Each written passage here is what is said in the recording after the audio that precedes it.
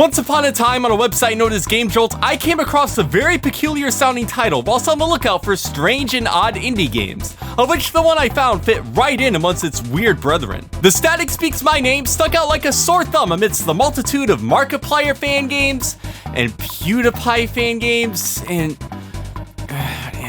fan games about fan games.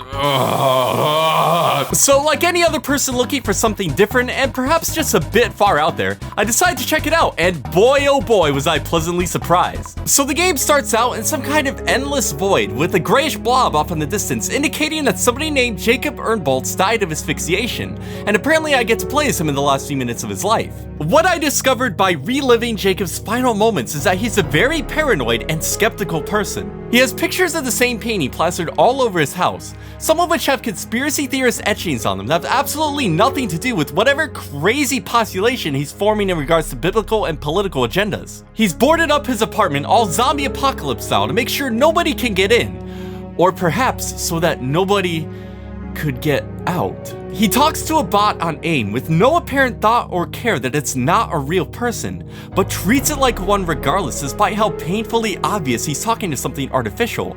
And perhaps most disturbingly of all, he eats one of his pet shrimp while it's still alive. If that isn't enough insight into the mind of this man, then I'm not sure what else I could do to express it to you, other than his obsession to the painting being borderline fanatical. So much so to the point that he kidnapped the original artist and kept him locked away in a cage for who knows how long. Whether you decide to free or kill him, no matter what, Jacob commits suicide, ending his tragic and obsession-filled life. At the end of the game, there are a few other gray blobs you can walk over to which indicate some other people, but unfortunately the only playable character in the game is Jacob. I'd love to be able to play as other characters, especially since the game is so short, as a playthrough will only take you about 5 minutes. The subject matter is very grim and may not be entirely for everybody to play, especially since suicide is featured so prominently at the end. It'd make for an intriguing look into other macabre and deeply disturbed individuals though. Perhaps with this game's launch on Steam a few months ago, there could very well be an update to be able to play as some of the other people.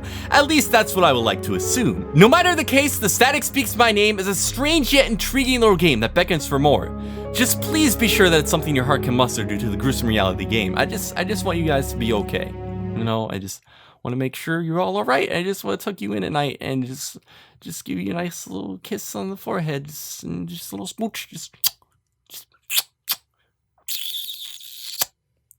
good night.